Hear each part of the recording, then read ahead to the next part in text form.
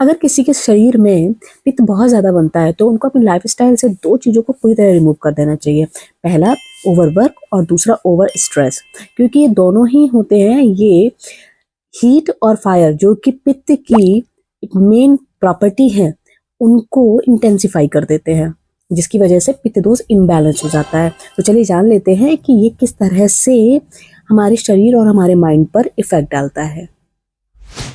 First है पित्त connection to mental अग्नि यानी फायर। पित्त जो होता है वो हमारी बॉडी में मेटाबॉलिक प्रोसेस एंड माइंड की इंटेलेक्चुअल शार्पनेस को गवर्न करता है। तो जब भी हम ओवरवर्क या फिर ओवर स्ट्रेस लेते हैं तो ये हमारी बॉडी और माइंड को पुश करता है ओवर परफॉर्म करने के लिए, जिसकी वजह से जो पित्त होता है वो एग्रीवेट कर जाता है और हमारे शरीर में यानी हमारे अंदर कुछ ऐसे चेंजेस आते हैं जैसे फ्रस्ट्रेशन, इरिटेबिलिटी और बर्नआउट, जो कि पित्त को बढ़ाने के लिए मेन रीजन हो जाते हैं। सेकेंड है increase heat through stress hormones. Stress जो हमारी बॉडी में सिंपैथेटिक नर्वस सिस्टम होता है उसको एक्टिवेट कर देता है, जिसकी वजह से stress hormones like adrenaline and cortisol का लेवल हमारी बॉडी में इंक्रीज हो जाता है। और जैसे ये इंक्रीज होता है ये बॉडी टेम्परेचर, हार्ट रेट और मेटाबॉलिज्म को रेज कर देता है, जो कि हमारे पित्त की फायरी जो नेचर है उसके साथ अलाइन कर जाता है और पित्त दोष को इम्बैलेंस कर देता है। थर्ड है इमोशनल एजिटेशन।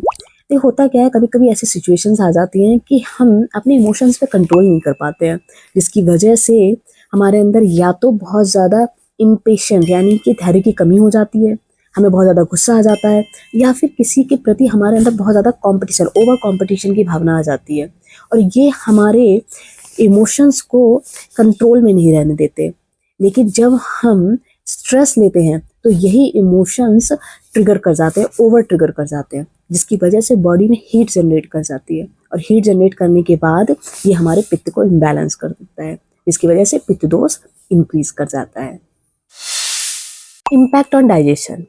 हमारी बॉडी में जो डाइजेशन की प्रोसेस होती है उसको पित्त ही कंट्रोल करता है, लेकिन जब हम बहुत ज़्यादा काम करते हैं, बहुत ज़्यादा स्ट्रेस लेते हैं यानी ओवरवर्क और ओवर स्ट्रेस की वजह से ये डाइजेशन जो होता है वो ओवर स्टिमुलेट कर जाता है, यानी कि बहुत ज़्यादा उत्तेजित हो जाता है, जिसकी वजह से हाइपर एसिडिटी, अल्सर और अदर डाइजेस्टिव डिसऑर्डर्स होते हैं, उनको हमें फेस करना पड़ता है।